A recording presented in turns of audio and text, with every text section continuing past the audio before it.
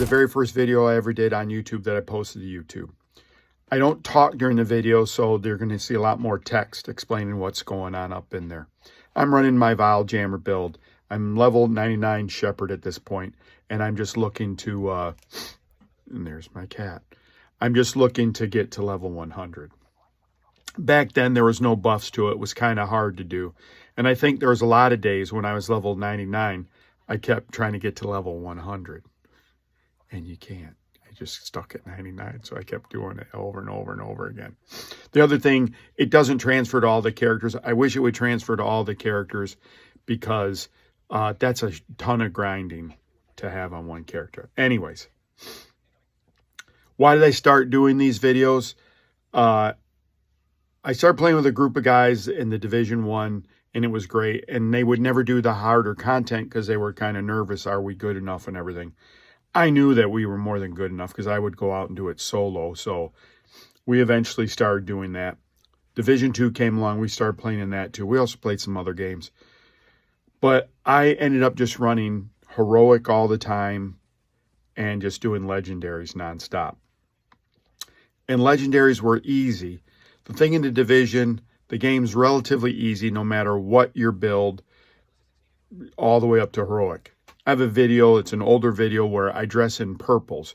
So in the Division 2, you get reds, blues, purples, and then gold are the highest ones. And then you can have like these green sets or whatever. And I beat a heroic checkpoint with purples. Heroics are relatively easy. Legendaries are not. So I would do a lot of legendaries and we'd fail for a variety of different reasons. And sometimes maybe people didn't know the fight. They weren't geared enough. The Division has a lot of kind of micro levels that you can get. So there's a thing called watch level that you could get. So I just had this big understanding and I want to impart that onto people. And I also wanted to kind of tell them, you can do this hard content. It's easy. And so I was going to give them examples of all that. And this was October 23rd, 2023. I started doing that. And I did about a year of videos, a little bit over a year of videos. And I stopped sometime in October, in 2024, maybe a little over a year.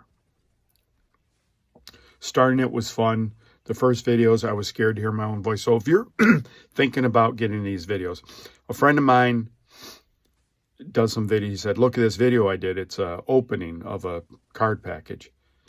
And he did it on TikTok. He didn't use his voice, he used an AI voice. And the music he picked was like old white guy. Nothing against old white guys, but it was like, you know, the Beach Boys. Or like those syrupy groups in the 50s or 60s when rock and roll's coming out and they're still trying to be doo-woppers or whatever. So I just killed him for that. Then I also said, what are you passionate about? And he really didn't have a good description because maybe he hasn't thought about that. When he said the answer he thought I wanted to hear, and I chided him for that, we talked a little bit more, and then he instantly got what passion was, and then he spoke really passionately. I said, it's good. And then we ended up doing a video where he threw all those inhibitions away, and he was great. So I was like, why aren't you doing videos? And that's what I'm saying to you. If you want to do videos, why aren't you doing videos? If you're a gamer, we want to see your gameplay. It's not expensive to get into this.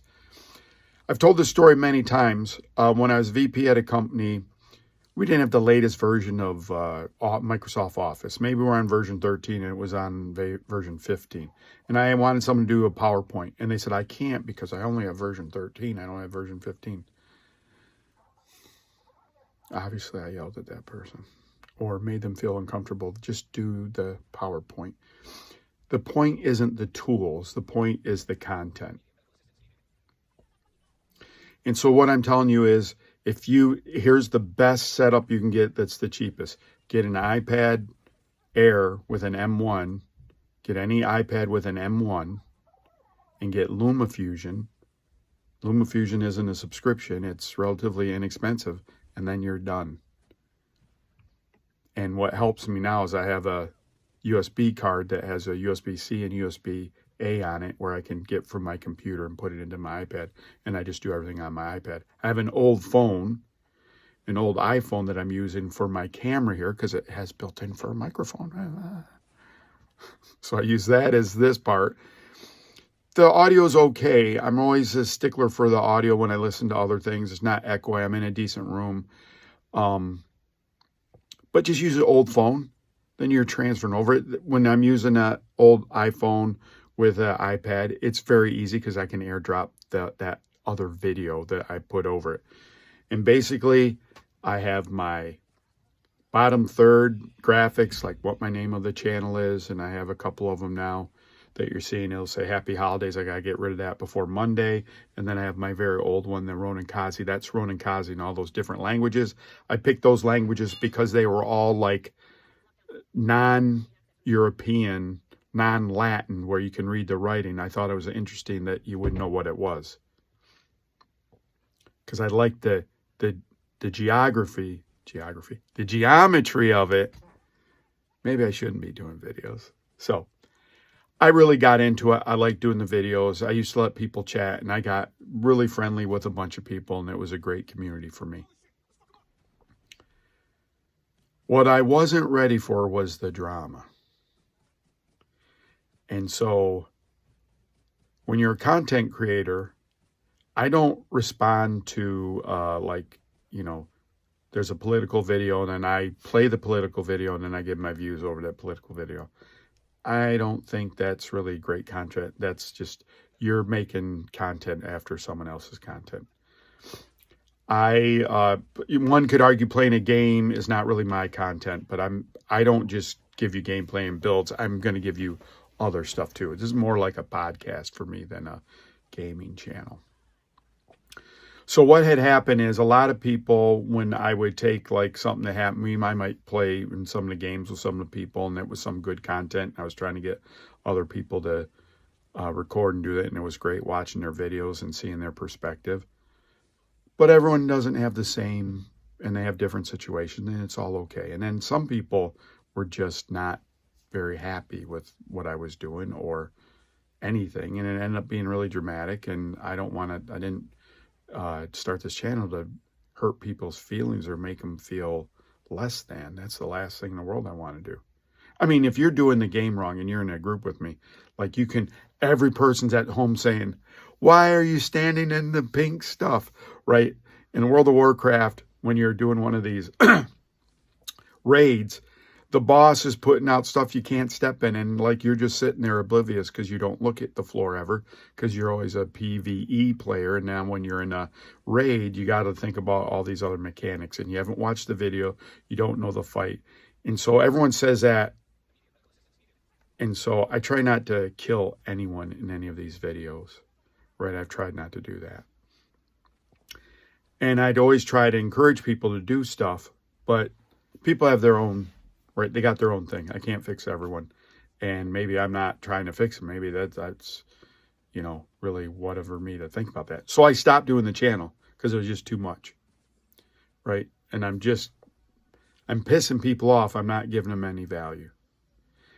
And a lot of people would have suggestions. I try their suggestions, but the channel never got big enough for me to have a Discord or other kind of things.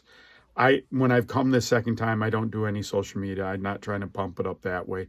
I could do all those extra things. This is a thing I like to do. I don't want to turn it into like a job, right? It's not a job for me. It's a hobby.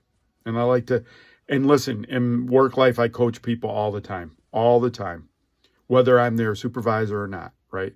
It's just, I've done that since I've been in the Coast Guard, and, right, that gave me the veracity. That's not the right word. They gave me the confidence to do it, but it just gave me I can do this. I'm doing it all the time. It's really easy for you to do it right. Let me just help you, give you some pointers. Not that I know more than you, but I have more experience in some things, and I can give you a better way. I guess that is a little bit arrogant. I'm not trying to be arrogant. Just trying to pass on what I know. So, anyways, stop doing that for also probably a year, let's say. And there was enough space between those two times where I started up again. And that's one of the reasons the comments aren't on, because that's a whole nother thing to respond to comments and be intentional. I hate that word, but to respond and read the comments and respond to everyone and take their ideas. And I had some people that would suggest things and I would do it, and I loved doing that and, you know, being connected with them. But there's other people that just, you know, maybe people don't listen to them and they're like, I don't know, but I would listen to them, but that ended up being not the greatest. So that's why the comments aren't really on. If someone wanted to buy me a cup of coffee, I'm gonna comment with you, right, for sure. And you don't have to spend a lot of money, but like, I'm already making the videos, editing them, doing all the other stuff. So that's one of the reasons why that is. So I started doing it again. I've still played all these games. I'm still doing all this stuff. And really what I brought this time is more of my hardware thing. I mean, I had a computer I bought that I was going to talk about in the first set of videos, and that ended up being my main computer. It was a Asus Flow X16. It had a touchscreen. I kept it in tent mode and just used it like a standalone station. I loved it, but eventually crapped out. I don't know if it was from Windows. Sometimes when you read about Asus that their BIOS is messed up, all kinds of things. So at a certain point, it kept shutting down. So I said, let me install Linux on there. And then it eventually just wouldn't start. So I was out that computer. So I read about Linux a little bit. And, you know, if you have Steam, you can play any game with Steam. So I got a Mac in the interim. And the Mac's relatively inexpensive, but it couldn't play all the games. I have an older laptop. But then I got in this idea, I want a low power computer that's, you know, and so I got the mini computer I got now. And then I started doing the videos again. I started talking about Linux. And what I found out about Linux is, right, the barrier of entry, there's a lot of people that want you to use Linux, and subconsciously they don't, because they put up all the barricades so you're not getting, oh, you got to be this, oh, you got to be this, and oh, it's this and this. And, right, really when I tested each, Linux is Linux, right? And just whether you have a current or an old stable version, and stable is where it's not current. It doesn't have the latest things in it. You want the latest things. You don't want emergency patched or whatever. The people that are trying to sell you Linux on the internet are all technical people, and they're not good at selling. Otherwise they'd be selling, they wouldn't be doing YouTube stuff, right? They have technical knowledge, but they don't have knowledge about people. I have knowledge about people, and I have technical. Hopefully you use Linux. This is Ronin Kaze out. This was 001. This is why I did it. Have a good one. Thanks for 001 and 475. Bye, YouTube.